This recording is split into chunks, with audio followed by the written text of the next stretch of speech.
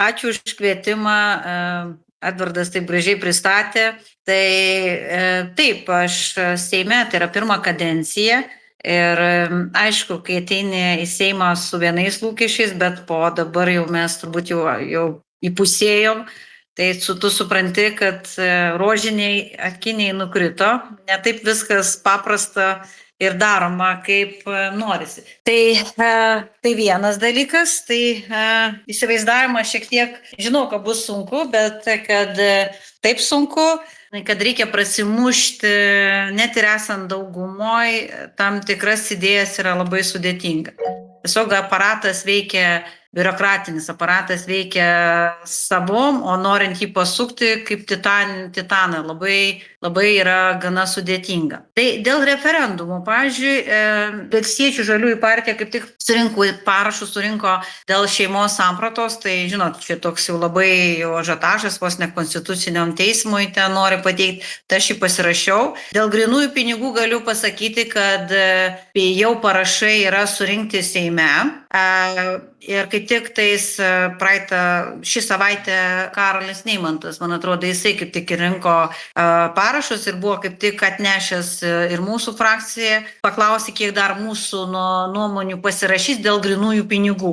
Tai kadangi aš esu kaip frakcijos seniūnės pavaduotoja, mes esam 4, tai mes pasiskirstom tam tikrus darbus, pavyzdžiui. Ir aš įsipareigojau, kad šitą klausimą aptarsim frakcijoje, ar kiek ten mūsų pasirašys. Paprastai pasirašom visi, kas norim, bet jeigu reikia kažkokios tai nuomonės, mes vis dėlto frakcijoje apsitarėm vienokią ar kitokią nuomonę, ar mes palaikysim. Tai šitą diskusiją planuotumėm daryti, jeigu viskas pagal darbotvarkę šį trečiadienį arba dar artimiausius trečiadienius, nes mes trečiadieniais apkalbam. Tai galiu pasakyti, mano nuomonė, aš asmeniškai manau, kad taip, grynieji pinigai reikalingi.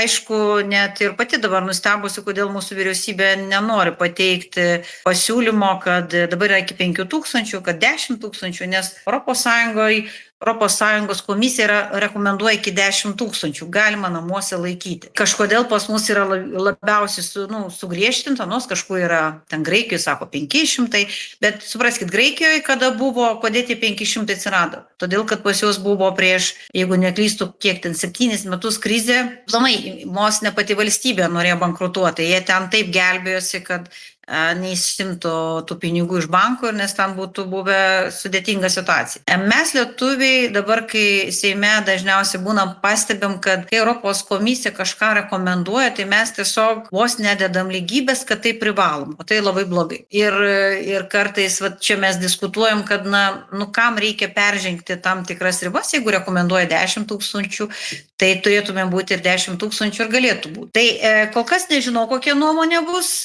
Manau, kad jeigu mano asmeniškai klausat, aš manau, kad pasirašysiu, nes jau parašai surinkti. Tai klausimas, ar reikia referendumo daryti, patariamasis jis būtų. Nes realiai tai mums reikia eiti į Seimą, jeigu mes priimam sprendimą, kad galima 10 000, tai nereikėtų to referendumo. Bet ir kaip visada yra viena rizika. Valdžios keičiasi, žinot, tai po 4 metų kažkas gali būti. Kaip Šimonytė čia vienu momentu pasisakymuose pasakė, kad absoliučiai nereikia grynų pinigų. Tai yra totali nesąmonė, nes, kaip rodo Ukrainoje karas ir visi kiti, ir dabar kai kurios ES į Šveicariją tiesiog daro tuos patariamosius referendumus ir jau visi sako, kad grynųjų pinigų mes privalom turėti. Ir, aš gal čia ne vieša paslaptis, bet realiai reikia suprasti, kad pavyzdžiui mūsų ES neturi sukūrusi platformos vizai, nes vizą mes mums tarnauja vis dėlto amerikiečių.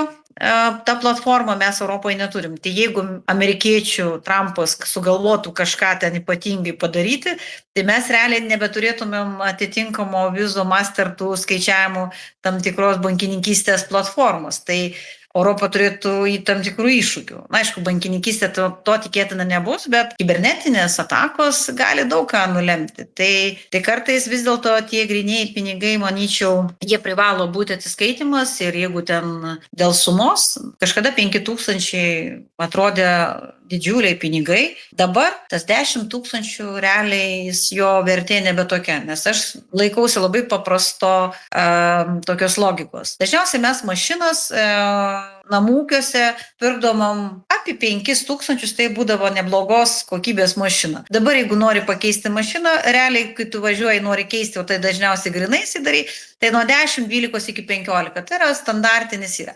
Tai aš įskaitau, kad turbūt žmonės panašiai apie 10-15, tai jie gali šitą sukaupti ir jie pagal mašinos kainą, nes tai turbūt, bent jau mano loginių mąstymų, tai yra geriausias indikacija. Ten visi kiti, kai sako, nu, ten kaip sukčiai ar dar ten kontrabandos, visa kita, ten grynais pinigais. Žinot, kriminalinis pasaulis nuo grynų pinigų beveik išeina dideliam sumom.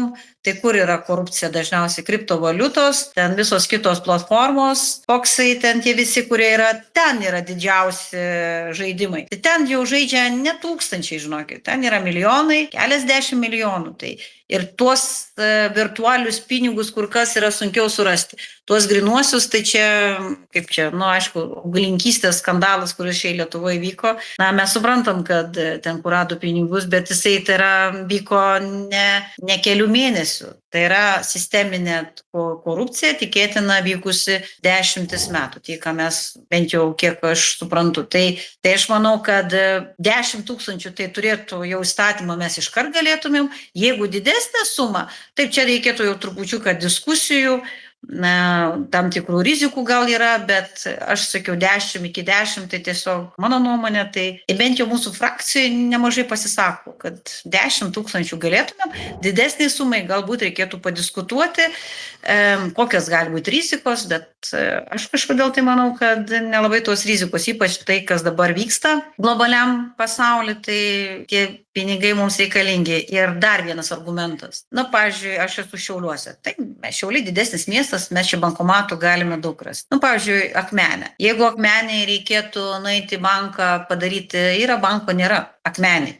Radviliškis, tai dar turi Šiaulių banką, kadangi Šešapalė. Bet Svedbankas susidarė. Joniški, žinau, kad buvo keli bankų filialai, dabar net neįsivaizduoja, ar da yra Svedbankas. Tai įsivaizduojat, kaip regionai, bankomatus pastatysim, taip Lietuvos banko sako, pastatys bankas visą kitą. Tai žinokit, dėl 1000 žmonių ar ten 10 gal pagalvotų, bet taigi yra maži kaimeliai ten iki 800 ten, sakykime, tų žmonių, aišku, daugiau, bet aš kalbu tų rinkėjų. Tai bankomatas skaito, kad atsiperka vienas, nežinau, kiek čia bankas sakė teisybę, kad reikia maždaug apie 3000. 1000 operacijų, 3000, tai reiškia, 3000 turėtų būti žmonių, kurie galėtų balsavimo teisę atsipirkti. Tai tada tokia logika, tai tikrai regionai visiškai močiutė.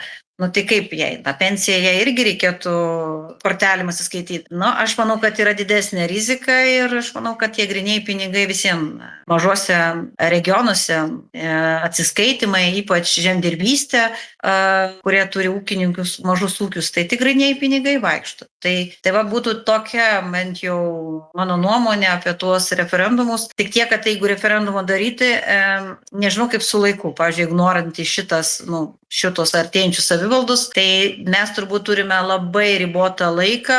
Tai va, jeigu per gegužį birželį, jeigu to nepadarysim, vadinasi, jau nelabai turime šansų į šitą referendumą daryti su savivaldos rinkimais. Nes geriausiai daryti tik esant rinkimams. Seimo, savivaldos, kita. Vien daryti referendumą dėl referendumo, tai faktiškai, jisai bus pinigų išmetimas į balą. Taip. Gal turit klausimų? Taip, turim. Smagu, kad norit klausimų. Tai aš šiek tiek patikslinsiu, kėliau kaip tik rankytę. Dėl referendumo jau yra iniciatyva paskelbta referendumo. Dėl Konstitucijos 23 straipsnio pakeitimo, kad grynuosius saugotų Konstitucija. O jau Seimas nuspręs, kokią sumą reikėtų.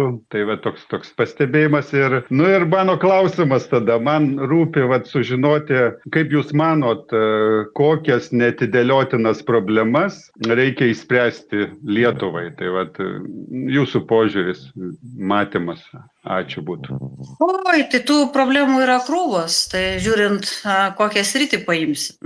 Tiesiog. Tai, gerai, pradėkime nuo švietimo. Kadangi šiandien visą dieną dirbau su švietimu, tai Šiaulių Vilniaus universiteto, Šiaulių akademija, vis norisi pasakyti Šiaulių universiteto, bet jo dabar kaip nebėra, ir kolegijos. Tai šiandien kaip tik su švietimui. Tai paskutinius prieš tai buvusios 18 vyriausybės tam tikros reformos ir tą visą, ką jie ten maždaug darė, tai mums dabar yra labai didelis iššūkis sutvarkyti taip, kad klaidas pastebėtas. Pradėkime nuo vadovėlių.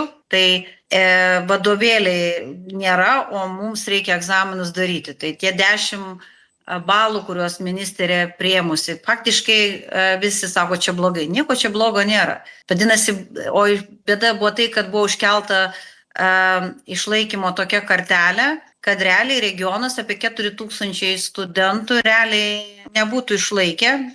Tai vadinasi, šitie 4000 studentų net nebeturėtų galimybę studijuoti aukštojosiose mokyklose.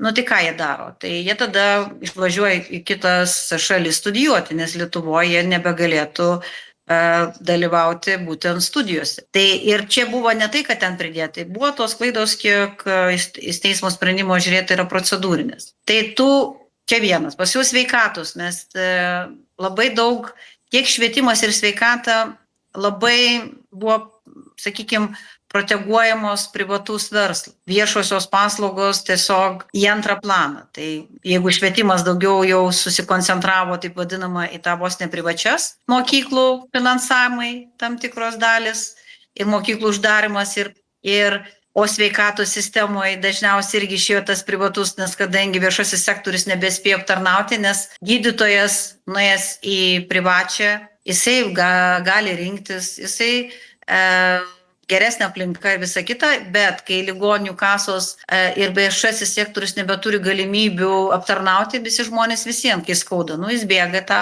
privatų. Bet tas pats gydytojas ir viešajam, ir privačiam.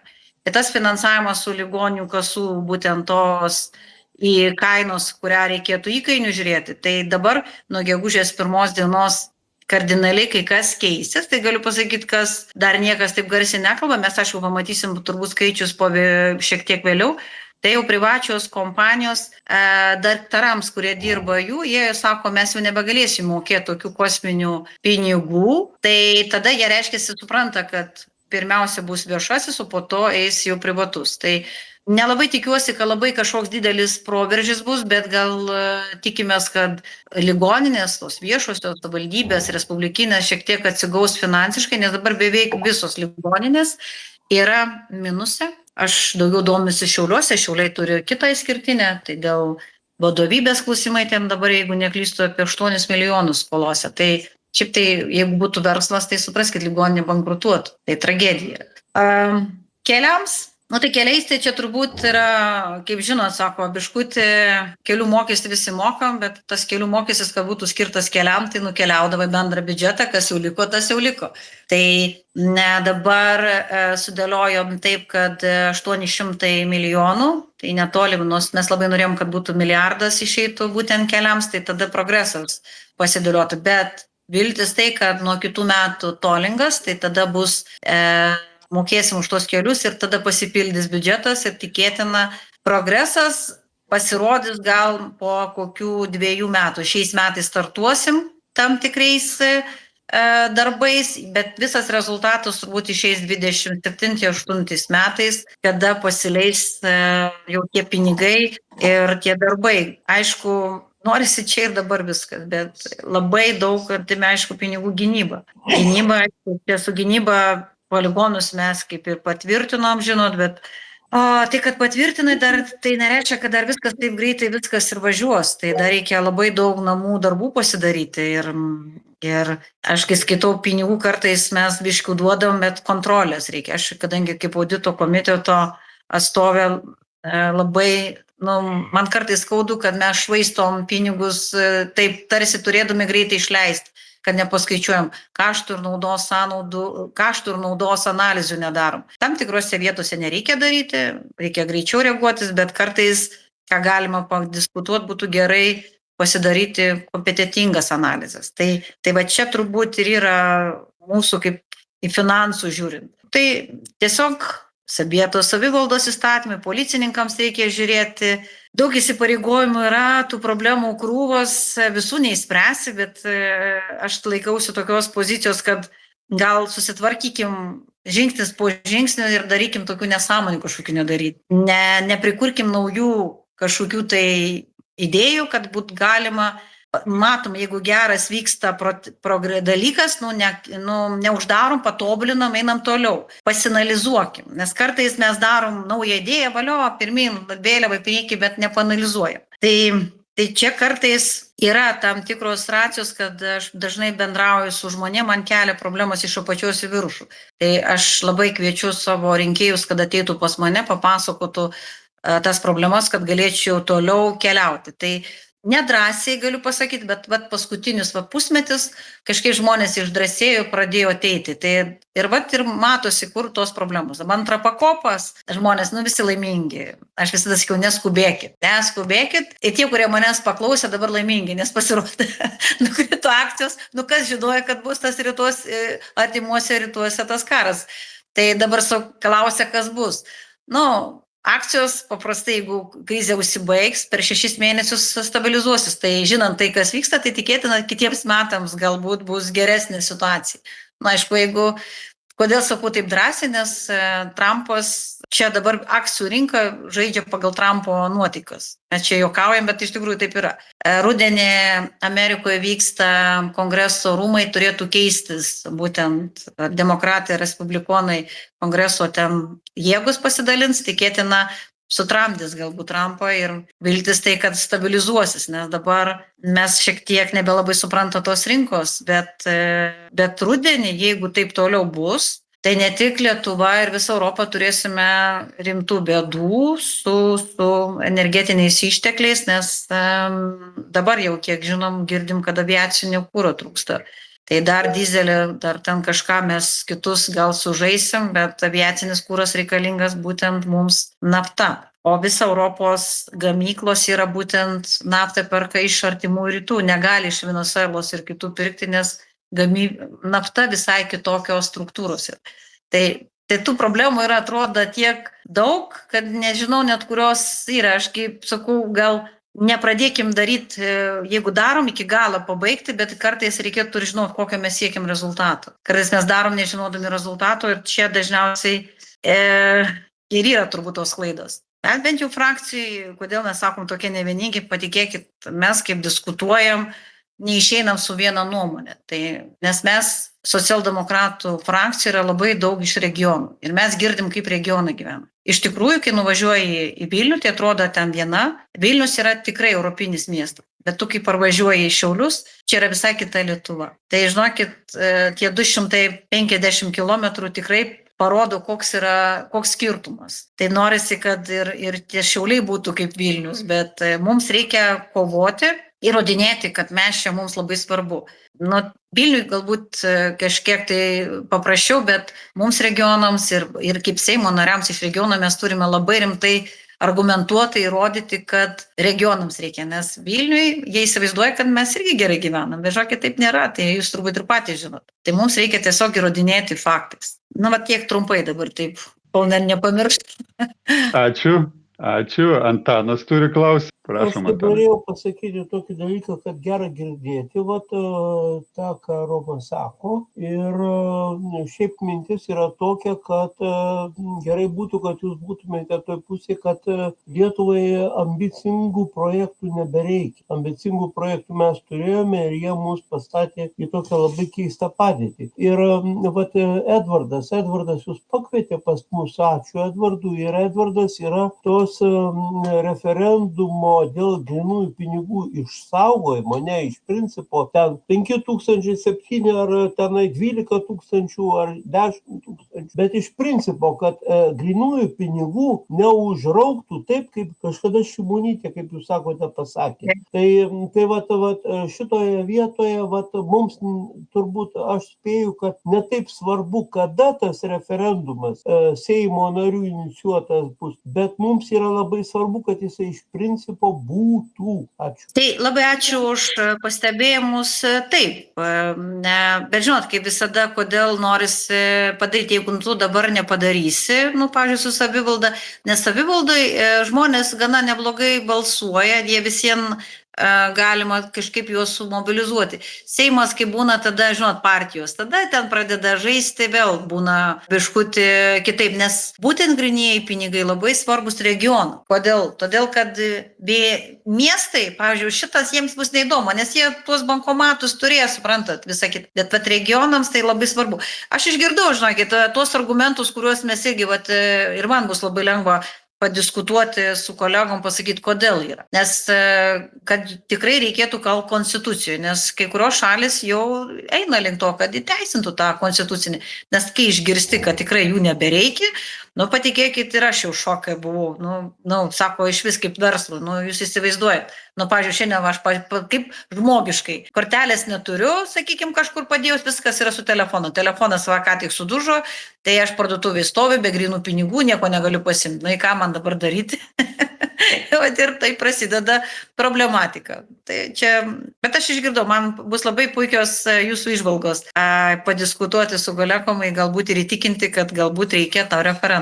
Čia ir dabar. Ačiū. Tatjana, prašom. Labas vakaras. Man tiesiog įdomu, gal jūs galite atsiminat pasakyti, kada Ingrida Šimonytė pasakė šitą frazę, kad grynųjų nereikia. Man atrodo, jinai pasakė čia, kada buvo ar sausio, ar šiais metais. Nes jinai sakė, kad jų verslui, kad galima iš vis atsisakyti nulinio. Net ir buvo, bet čia ne tik pasakymas, yra teisės aktas, net, man atrodo, jie planavo užregistruoti, kad atsisakyti. Atsiskaitymas grynaisiais pinigais. Taip, Seime. Taip. Ir posėdį kažkokį. Per posėdį yra, taip, ir paskui yra buvo. Nes mes sausio mėnesio kaip tik ir pradėjo finansų ministras, kad diskutuoti, tada mes čia pradėjom tą diskusiją, klausti kokios nuomonės kitų frakcijų ir tada jie čia tiesiog pakraupo ir iškart vos nereikia tų pinigų. Tai mes tiesiog dabar sustojom, kadangi mes turim kitų prioritetų, bet šitą klausimą ir Nemuno aušros, nes jie koalicijai labai kelia klausimą. Praeitą savaitę klausė, kada. Nes šitas įstatymas turi ateiti iš vyriausybės. Tai aš nežinau dabar, kodėl dar vyriausybė to nedelsė, bet kokiu atveju jisai turės ateiti. Mes labai norėtumėm šį pavasarį šitą klausimą spręsti. Čia labai nėra sudėtinga. Sutari, nubalsuoji ir viskas labai paprasta.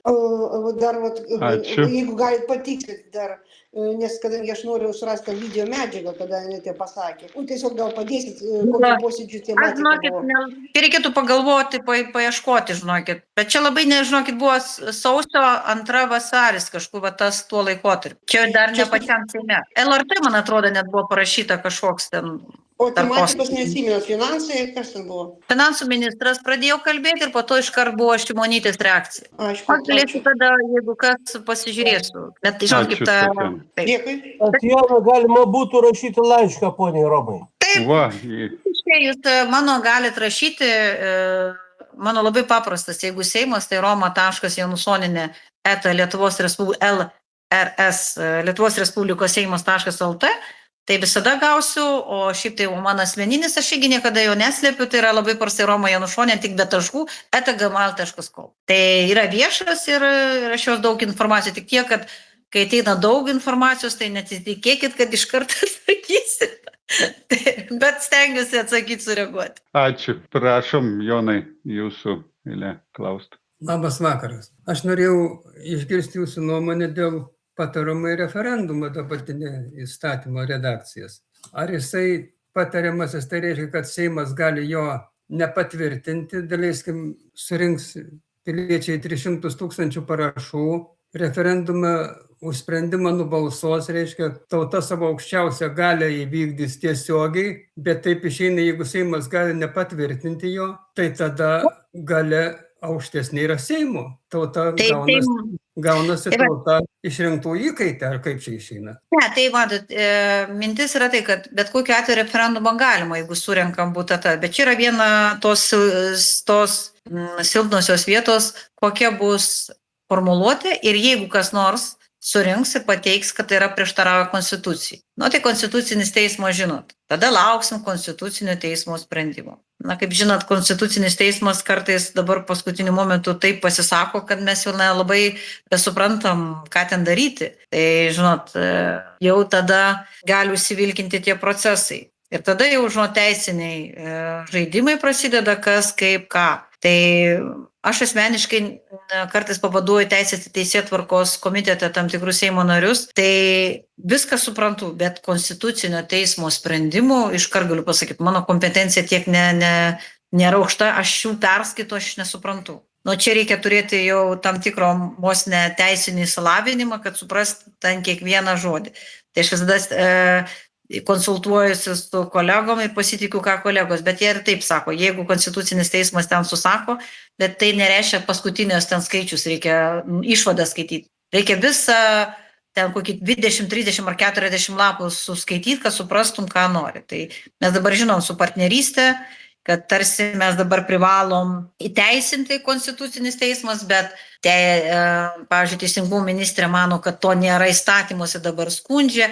Ir mes ten patys irgi nelabai suprantam, ko norėjo tas teismas. Ir visi skaito, kas kaip supranta. O kaip iš tikrųjų, kad jie pasakytų taip ar ne. Bet kai dabar tai tvirtinam konstitucinio teismo teisėjus, mes vis klausiam jų taip. Tai jie irgi taip neatsako, jie ten turi vertinti, ar taip neprieštarauja, ir taip aptakiai taip sudėlioja, kad kartais, žiūri ir tada jau konsultacijos arba pasitikė su aukštesnio lygio advokatais arba teisininkais, kurie mums paaiškina tą praktiką. Tai šiuo atveju aš manau, kad pažiūrėsim, kas iš tikrųjų pateiks. Tai dėl to referendumo, bet kaip žinant, iš socialdemokratų nemanau, kad kažkas kreipsis į teismą. Manau, kad daugiau kreipsis iš opozicijos. Tai ar jie išdrįsti, pažiūrėsim. Bet kadangi jie dabar viską beveik kreipėsi, net kodėl mes auditą paprašėm, jau konstituciniai teismą dabar eis audito komiteto pirmininkas aiškintis, kad tarsi mes norim žinot, kur viešieji finansai išleisti, tai dabar mes dar turėsim aiškintis, kad galbūt ar teisėtas ar neteisėtas mūsų lūkestis paklausti, pažiūrėti. Tai čia mes kalbam apie LRT auditą, krašto apsaugos ir antro jūrinio vėjo jėgainių auditai. Tai su LRT, žinot, mes dabar turim didžiulės problemos su įstatymu naujų, tai nežinau, kur mes čia dar. Aš to iniciatyviniai grupiai daug dirbau ir atrodo, mes viską sudėliojom, ten liko tik formuluočių klausimai, bet vilkina ir kad rytoj bus mitingas, nežinau, kiek ten tų žmonių susirinks, spaudimas yra begalinis, o realiai problema yra tai, 89 milijonai biudžetas, 89% neaišku, kaip iš vienų rankų, bet be dėrybų, be viešųjų konkursų, ištisai dar yra visokiausias programų dubliavimai ir tų išlaidų ir nepagristų, tai mes ir kaip tik norėjom, kad sustiprinti tą skaidrumą, bet dabar nežinau, kur čia mes dar būsim, bet tikimės, kad kažkaip tai daisim iki to finišo tiesiosios, koks bus galutinis rezultatas, net jau bijau prognozuoti. Nes pasiūlymų apie dabar, jeigu neklystu, virš 100, tai dar turbūt daug. Tai sėdėsim turbūt prie LRT kokias 3-4 dienas, kol kiekvieną išnagrinėsim. Tai nežinau, koks bus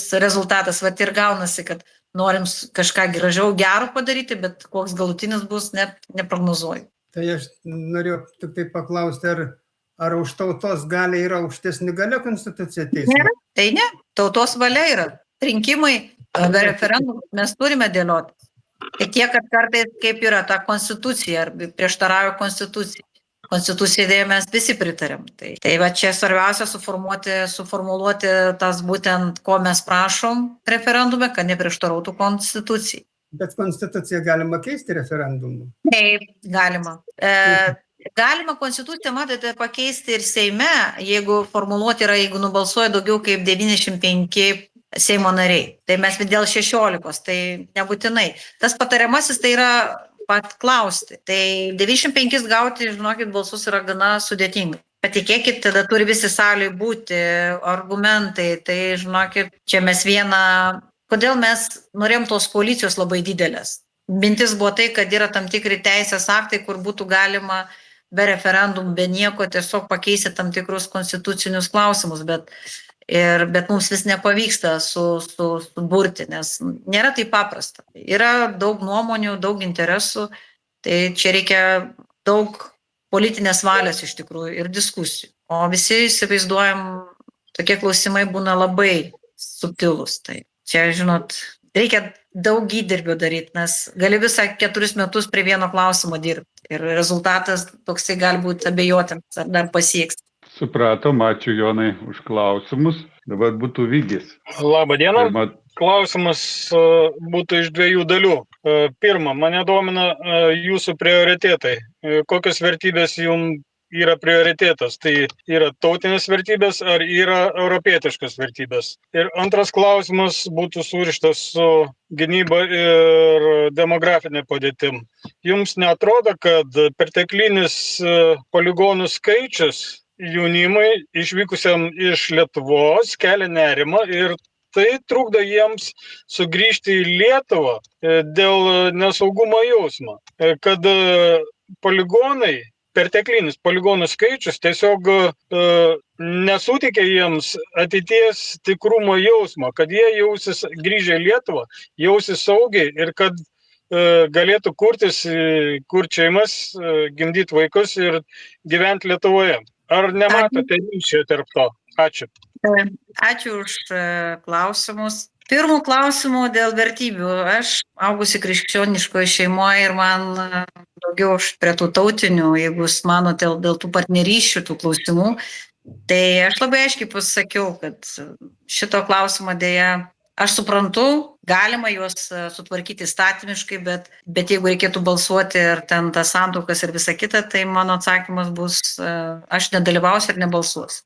Tiesiog, bet aš suprantu, kad teisiškai šitos šeimos, kurios turi, jos turi turėti suformuoti teisiniai klausimai, ten turtai, visi kiti, tai ką ir privalo būti. Nes visiems jie turi turėti, nes mes visgi suprantam ir turtai, ir ten įsipareigojimas ir visa kita. Taip, bet iki tam tikros lygio. Nors dabar, kai dažniausiai diskutuojam, manau, kad pas mus jau yra gana neblogai sutvarkyti tie įstatymai, galbūt ten keletą reikia pataisyti, patobulinti, gyvenimas vis dėlto nestoja vietoj, tai aš manau, kad link to pusėje ir mūsų frakcijai galiu pasakyti, gal kokie 25 palaiko ten tas partnerysčių, visi kiti iš regionų dėja sutarimo nebus. Tai čia jeigu taip žiūrėti. Dabar dėl poligonų, demografijos, visą kitą, aš nelabai sutinku dėl to, kad sako nesaugu. Kaip tik poligonai daugiau duoda saugumo. Šitą klausimą, aišku, galėčiau daugiau padiskutuoti, bet kai Seimo narė ir aš turiu šiek tiek daugiau tos tokios slaptesnės informacijos, kodėl mes taip turim daryti, tai tiesiog negaliu daug kalbėti, nes aš esu audito komitete ir tam tikrą informaciją disponuoju, bet patikėkit, jeigu mes šito nepadarysim, ateityje mes turėsime didesnių iššūkių. Aš manau, kad jie reikalingi. Tai va, toj vietoj, kur mes padarėm ir aš dabar tikiuosi, kad tikrai toliau eisim, kad kiek įmanoma su žmonėm turi atsiskaityti ir jų sąžiningai, tai čia vienas dalykas, ir labai nepulti ten visko griauti ir jeigu manoma išsaugoti gamtą. Yra tam tikrų technologijų, dabar, žinot, mes karyba biški keičiasi, visą kitą, tai reikia tą sudėlioti balansą. Kas būtina, bet tai nereiškia, kad reikia peržengti, kad čia būtinai. Jeigu galima diskutuoti, tai va tie pirmieji diskusijos, kurios buvo tikrai planai didesni, tikrai, kiek žinau, su Kapčiamiešiu tikrai sutarė nemažai nuolaidų susidėlioja ir žinau, kad mes dar taip pat to klausimu padirbėsim dėl miškų, ten visi kiti, dar mes irgi turime keletą idėjų, nes keičiasi technologijos, tai yra. O dėl demografinės, taip, čia yra turbūt dabar visos ES, ta pati Lietuva, neišvengiamai, saugumas irgi taip pat, bet, pavyzdžiui, Šiauliuose, šiandien bent jau duomenis, kai mes žiūrim, kad į Šiaulius nemažai grįžta būtent lietuvaičiai.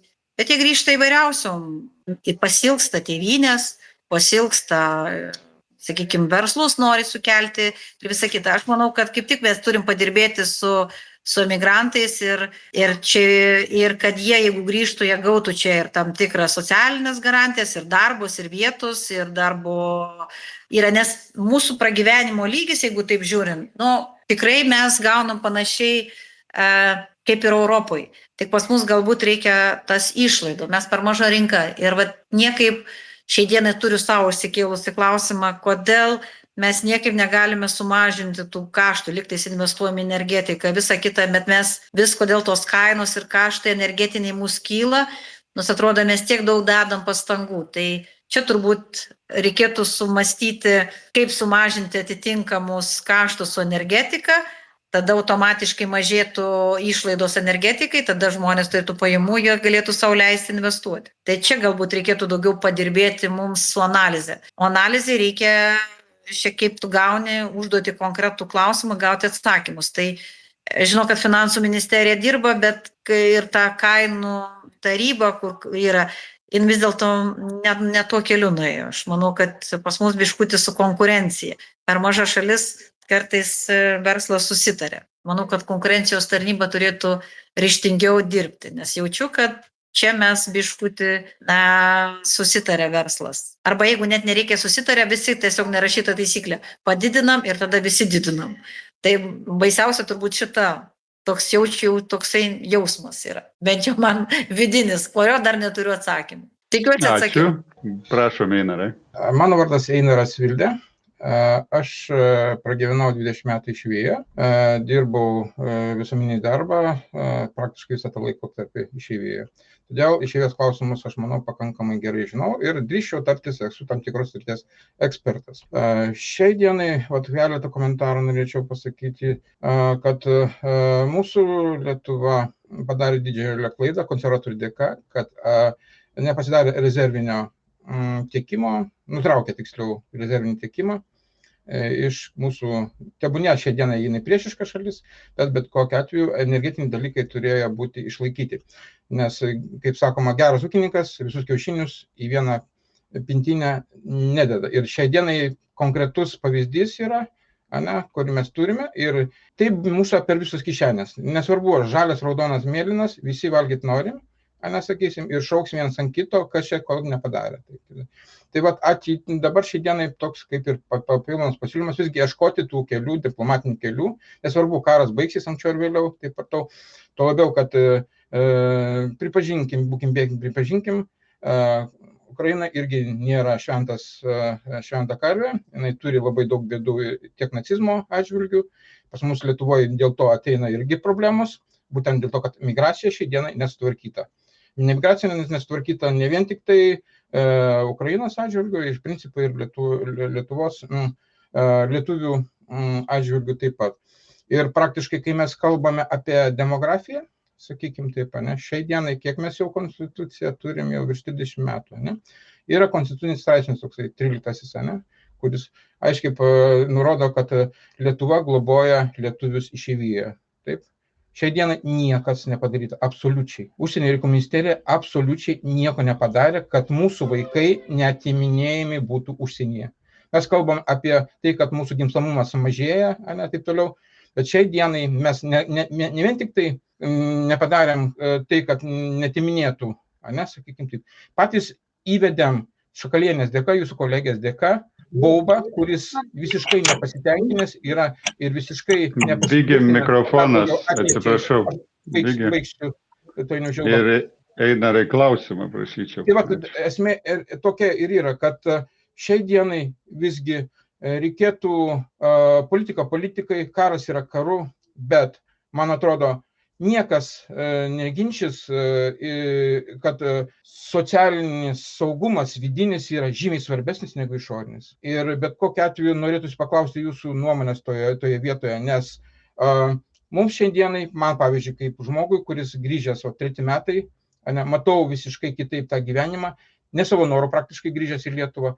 Ir aš kol kas tikrai nematau gerų požymių, kad galima būtų pritraukti mūsų lietuvius atgal gyventi. Tai ką jūs šiai dienai galvojate keisti tokio, kad galima būtų mano tautiečiams, kurie mane pažįsta išeivijoje, pasakyti, jau galima grįžti į Lietuvą?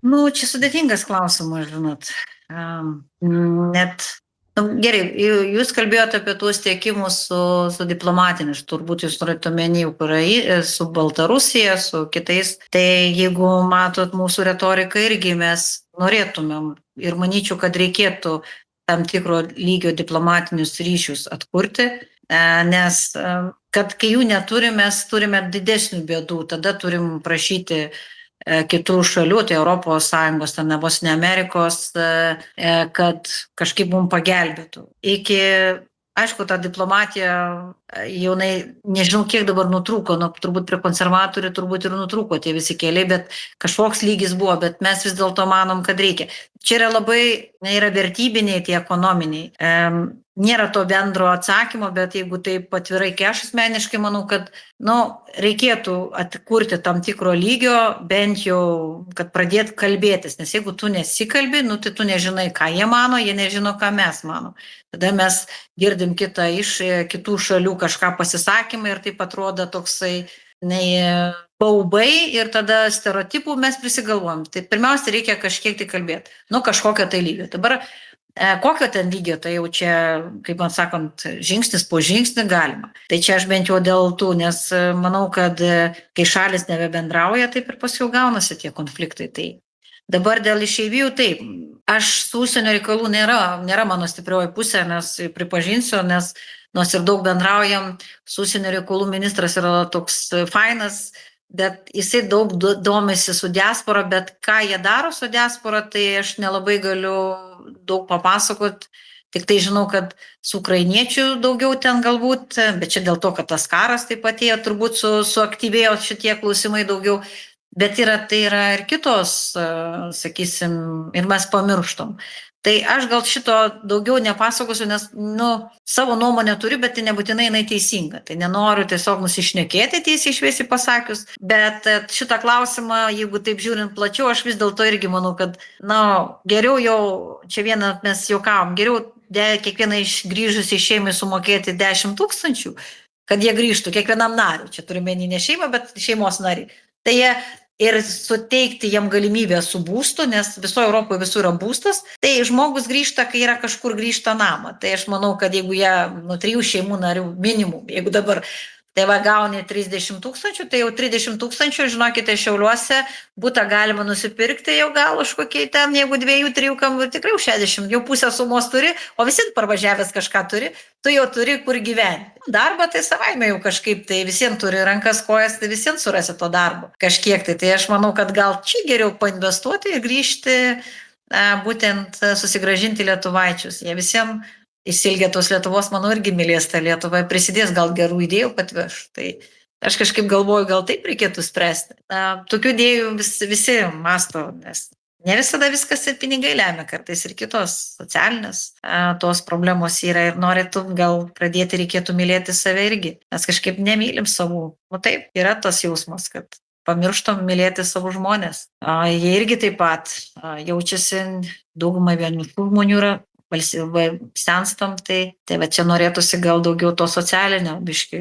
Jiem yra tie jauni žmonės pasirūpins, va tie seneliai, va čia turbūt yra mūsų bėda. Senstam, tai mūsų visuomenė sensta ir kai pasižiūri biškutį, taip liūdnoki skaičiai. Paskutiniu momentu tikrai labai liūdnai. Bet jeigu gynybai skiriam tiek suradom, jeigu panašiai pusę surastumėm dėl socialinės šeimos, tai patikėkit, manau, greitai čia visi pradėtų gimdyti. Ir mažiau kalbėti apie karą. Deja, apie karą irgi reikėtų mažiau kalbėti, nes tai irgi šiek tiek gąsdina moteris. Taip, aš tik tai mažą replikėlę pabaigti. Vaikų teisų tarnybos, jeigu ir toliau kišis į šeimas, vaikai negims, dėl to, kad vaikų nenorės turėti vaikų. Jiems per didelę teisę atiduota. Jie viskai pasidarė uždara sistema, užsiema vaikų prekybą, tiesiog galim tiesiai šviesiai, sakau, yra keletą atvejų ir niekas jų nekontroliuoja. Policija net neturi apskaitos, nevykdo, kiek išvežioja iš užsienį vaikų. Šiai dienai šeimų jau ir 100 šeimų užsienyje atimta iš lietuvių šeimų. Nežinau, žinokit, bet čia bus įdomu, kadangi su ministrė planuoja atvažiuoti į Šiaulius, tai galėsiu kažkokią diskusiją pasikalbėti, nes tokių duomenų, nežinau, tiesą pasakiusi, nelabai kažką galėčiau pakomentuoti. Bet galėsiu kažkada prie progos tikrai pasidomėti tai skaičiais daugiau, nes tai irgi labai svarbu žinoti, bent jau kas iš tikrųjų dedas. Ačiū. Ačiū Einarui. Prašom, Romaldai, jums klausimas. Ačiū. Malonu matyti tokią aktyvią moterį Seime. Mano klausimas susijęs su gynyba būtų, bet prieš tai tada turėčiau tokį vadinį klausimą jūsų paklausti. Vat kada tapote Seimo nare, prisiekėte ir ten priesaikos pabaigoje yra žodžiai, te padeda man Dievas. Ar prašėt Dievo pagalbos savo darbe gyvenime? Taip. Šaunu. Tai tada jums Biblija šventas raštas yra, vertingas autoritetas. Taip, nes neslėpsiu, kažkada jaunystėje net buvau pagalvojus apie vienuolystę, tai čia neslėpiu, mano močiutė buvo labai religinga, tai aš buvau, galiu pasakyti labai paprastai, norėjau pamatyti popiežių, tai aš sugalvojau planą, nueisiu bažnyčią, įstosiu į chorą ir tikrai, žinokit, prie popiežiaus Paulio II daugiau kai 10 metrų buvo arčiau. Va čia buvo mano planas. Šitai 93 metais man tada buvo 17 metų, bet planas buvo sugalvotas labai geras. Ja, tai man Šaunu, tada mano klausimo tęsinys būtų toksai.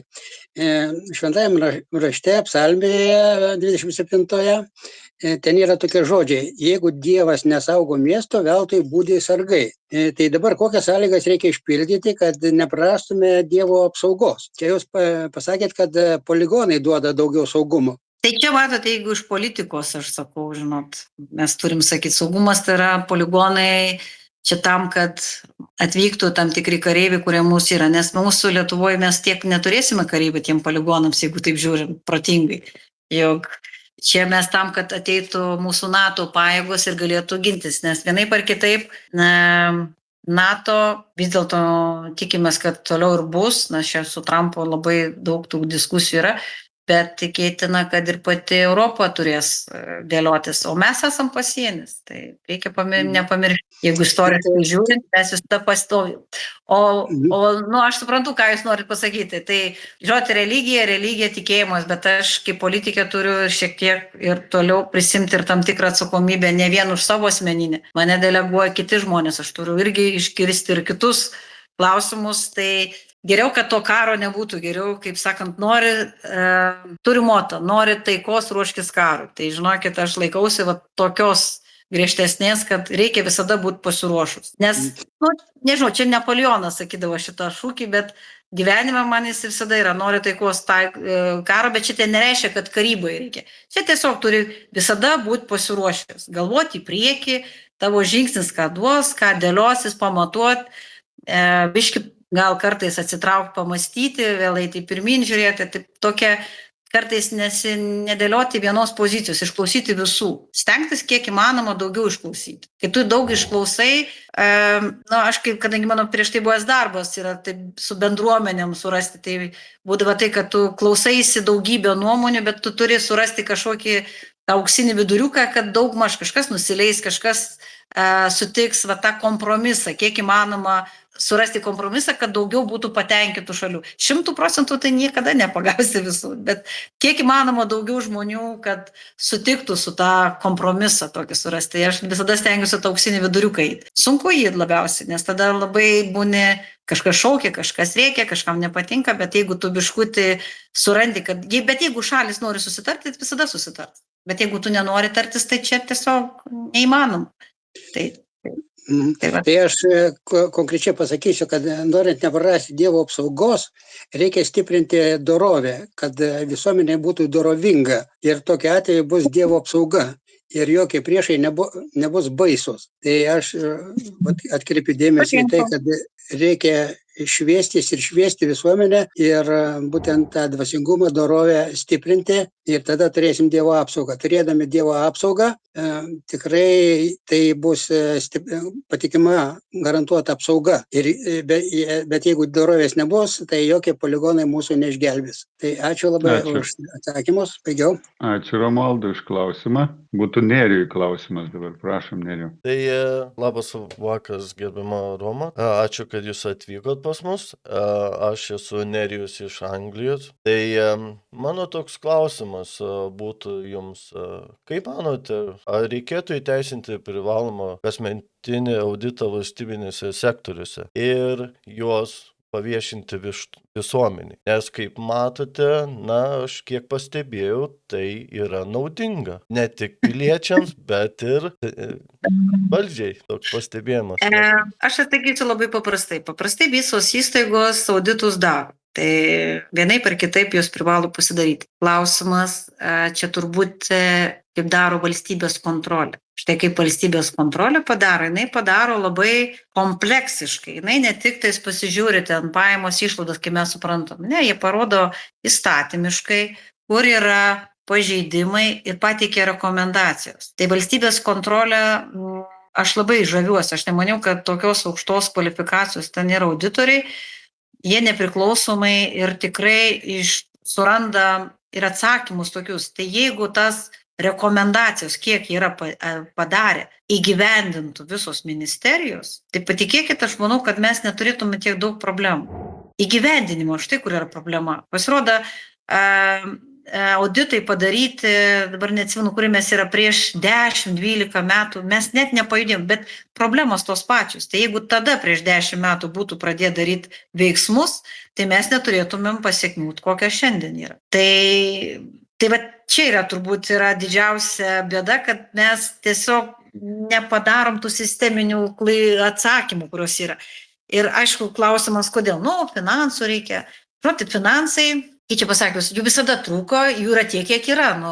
Bet jeigu šiek tiek tu nori tam tikrų politinios valios, tu gali tikrai pasukti, padaryti tam tikrus procesus greičiau. Tas mūsų biurokratinis tų sraigtelių, kaip aš vadinu, mes tiesiog tiek įsibaiminom, kad mes tiesiog bijodami suklysti, mes prisikūrėm tiek daug taisyklių, kad mes tiesiog nebesuprantam, kur patys pasiklystame tarptų taisyklių. Aš kartais sakau, galbūt reikėtų paprašiau, aš esu iš verslo žmogus, kuris suprantu, sprendimas yra problema, galimas kokie sprendimai greitai apsvarstai ir greitai priemi.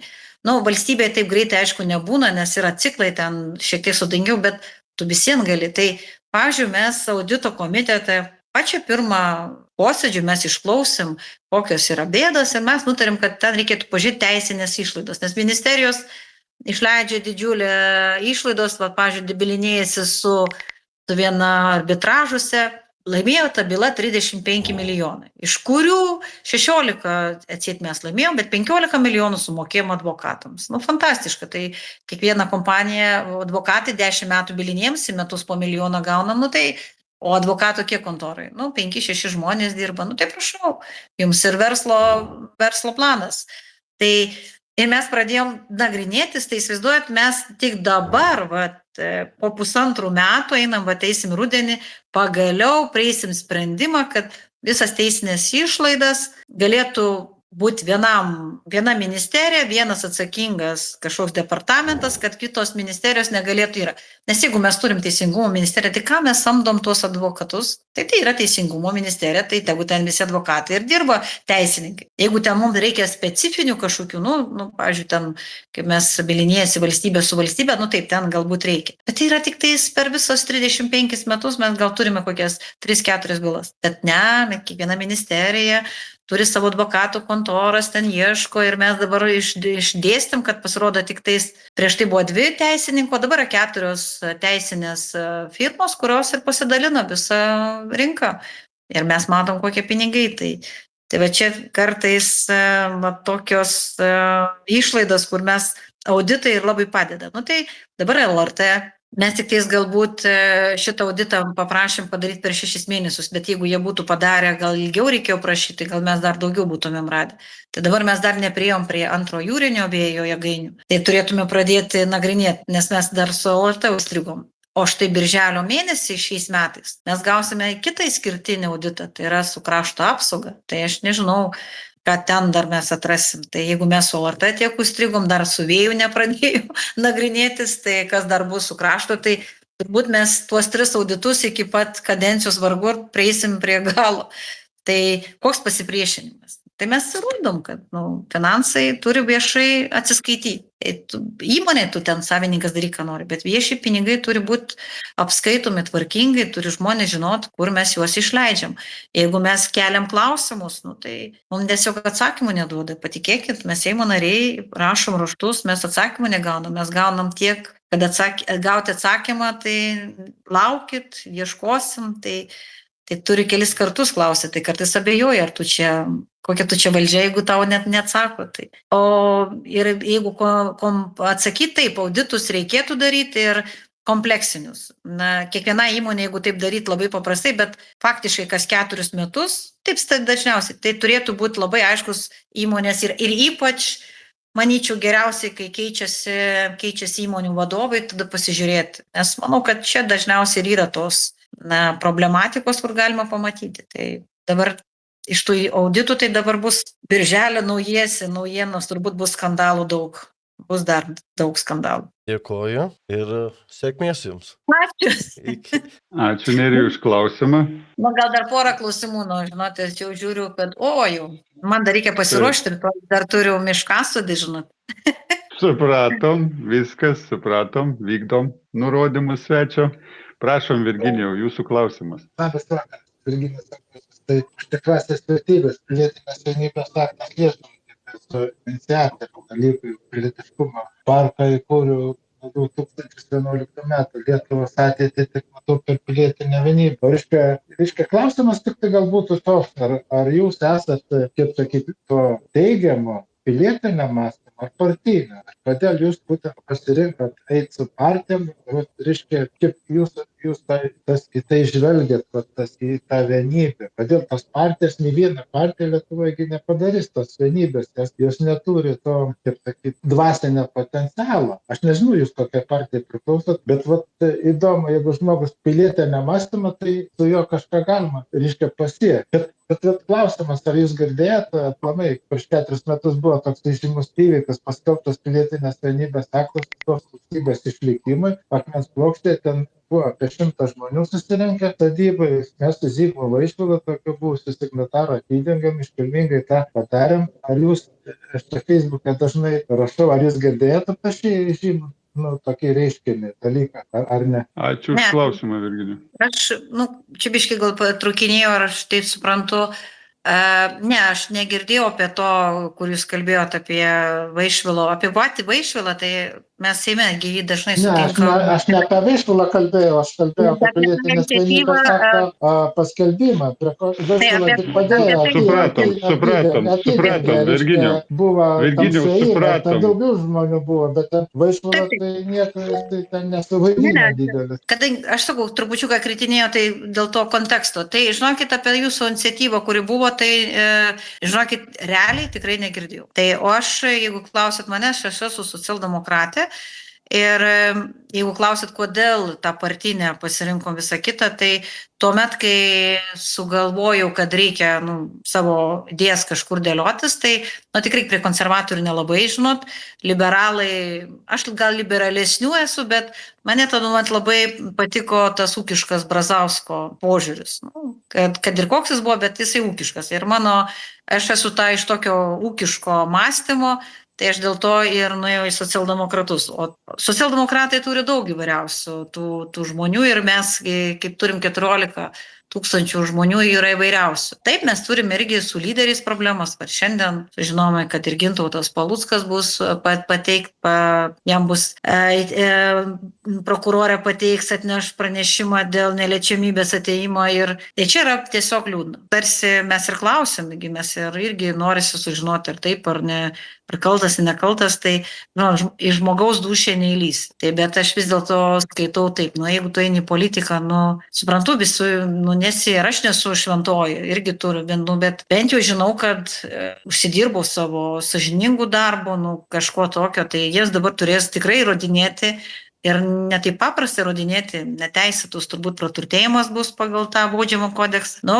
aš tikiuosi apsigins, nes ten ir laikotarpis labai ilgas. Bet aš vėl tada klausiu, kur mūsų teisėsauga? Juk ne pirmą kadenciją turto deklaracijas teikia. Tai kaip mes sužiūrim? Tai vėl tada klausimo, vėl požiūris yra. Tai jeigu kiekvienas atliktum savo darbą, tai tada ir nebūtų tų problemų. Tai pačioj pradžioje reikia žiūrėti. Tai jeigu tu kažkas suklydo, tai arba tiesiog taip ir gaunasi. Tai nežinau, mane tai tiesiog labai liūdina tokie klausimai. Jeigu padarai klaidą, mes irgi galim atsiprašyti ir būna tos klaidos visokiausių tų būna, bet vogti iš valstybės ar dar kažkas, tai aš jau šito niekaip nesuprantu. Tai geriau dirbti sąžiningai. Sunkiai ir sąžiningai. Taip, tada tu žinai, kad nereikia kažkam ten dėkoti už kažkokias protekcijas ar kažką, tai geriau dirbti sąžiningai. Geriau mažiau negu daugiau. Aš norėjau paklausti, supažindinti apie socialdemokratų moralę. Kupiškyje, reiškia, vadovauja meras Raslanas ir kaip aš jam informaciją pateikiau, kad vienintelis Lietuvoje toks ideologijos centras įkurtas ir aš kviečiau jį į svečius, jisai neturi laiko. Tai kaip žmogus be vertybių, profesorius ir agituosiu, kad daugiau jo nerengtų, nes toks žmogus, reiškia, amoraliai elgesi, nekultūringai elgesi. Kaip gali, jeigu yra kvietimas, turi vis tiek kažkaip, tai vienintelis toks dalykas ir įkurtas tas ir jis ignoruoja. Tai prieš pilietinę vienybę, tai kaip ir prieš valstybę. Valstybės pagrindas yra pilietinė vienybė ir jis tą ignoruoja. Gal neturi laiko, tikrai. Nepykstant, bet kokia moralė yra, socialdemokratų moralė. Tokie vyra, bet Kupiškio merą pažįstu asmeniškai. Nežinau, jis man visada yra labai puikus žmogus, išsilavinęs profesorius, tai tikrai daug ką gali atsakyti tuos klausimus. Gal laiko tikrai neturi, žinot. Jis beje tarp Vilniaus ir Kupiškio dažniausiai, nes jis dar atstovauja ir savivaldybių asociacija, ten yra nemažai reikalų, nes dabar laukia nauji vietų savivaldos įstatymų pokyčiai, kur labai svarbu savivaldos nuomonės ir būtent merų. Tai reikia 62 merų poziciją sudėlioti. Čia irgi iššūkis yra, ne taip paprasta. Tai tik tiek galėčiau pakomentuoti. Ačiū. Aš turiu tada klausimą, gal baigiam jau, ar dar klausimą norit? Baigiam? Jeigu neprieštarausi, tai galėtumėm baigti, nes jau, man atrodo, 2 valandas. Aš norėčiau pasakyti, kad tą, ką girdėjau, tai man iš tikrųjų norėtųsi, kad ponė Romai galėtume matyti ir kitoje kadencijoje. Mano tikslas yra, bet aš ir kitų turiu iššūkių. Tai per vieną kadenciją padaryti tai, ką tu sugalvoji, iš tikrųjų nėra taip paprasta. Tenka labai daug greit mokytis. Aš turiu ambicijų ir toliau tęsti ir man tai patinka. Aš galiu pasakyti, patinka, norisi padėti tiem žmonėms, kiek įmanoma, bet kaip ir sakau, reikia, kad ir man padėtų, kad žmonės pasakytų savo bėdas. Tai žingsnis po žingsnį galima tikrai padaryti. Ir aš visą laiką turiu tokią nuomonę, kad ir vienas žmogus kažką gali pakeisti. Tai aš vis dar tikiu tą mintim, kad galima pakeisti. Todėl kaip ir socialdemokratai, ir suprantu, kad būna ir labai sudėtingų sprendimų, bet jeigu tu kartais prieš balsuojant reikia pagalvoti apie kitus žmogus, pamiršti save. Žinokit, labai tikrai sunku, viešoje erdvėje tavi ten trypia visais galais, bet aš skaitau, kad jeigu pasirinkau tokį kelią, aš turiu stengtis kiek įmanoma dorai, sąžiningai atlikti savo darbą. Aš tikiuosi, kad bent jau šiauliečių, kurie mane išrinko, nenuviliu. O jeigu kažkas yra, tai bent jau tikrai žmonės ateina, paaiškinu, kodėl vieną ar kitą sprendimą priimu. Tai ne visada viskas yra irgi sudėtingi būna sprendimai, bet jau bent jau stengtis reikia sąžiningai atlikti savo darbą. Tai labai ačiū jūsų kvietimą. Mes temos nebuvom pasiruošę, tai čia taip tokiom bendrom temom, gal kitą kartą, jeigu labai norėsit, kad labiau kažkokią sukonkretinti, tai aš galėčiau net ir labiau pasidomėti tuo klausimu, kokios tam tikros pozicijos ir tikrai galėčiau daugiau atsakyti į konkretesnius klausimus. Ačiū Jums. Ačiū Edvardui, kad pakvietė ir gero jums likusio vakaro tada. Tai nežinau, kokie ten jūsų laikai, tai irgi linkiu gražaus vakaro. Pas mus jau saulytė nusileido. Bent jau Šiauliuose. Nu gaila, aš turėjau vieną klausimą, bet jau paliksiu savo. Gerai. Nu, tai jeigu norit, Taip. atsakykit, paklauskit, atsakysiu. Nu, toks biški klausimas dėl to sprendimo. Man nustebina, kad jūs pasakėt moteriškė, taip gerai pasakėt, yra kažkokie argumentai dėl to Kapčiamiesčio poligono, kurie mes nežinom, čia slapčia kažkaip, bet kodėl Dainius Gaižauskas, pirmininkas Nacionalinio saugumo gynybos komiteto, nežino šitus paslapčių? Ne, tai jis žino, žiūrėkit, jie žino, irgi daug ką žino, bet yra, kurie daro politiką, reikia nepamiršti. Tai tie, kurie dažniausiai dėlios, yra politika. Aš gal politikos tiek daug nedarau, nes irgi galėčiau kalbėti nesąmonių, kad jūs čia visi būtumėt laimingi. Nu, kam reikia šitą? Tai kartais reikia patylėti kai kur, pasitikėti, krašto apsauga, laikas parodė, bet aš manau, kad tikrai sprendimas yra geras, viskas okei.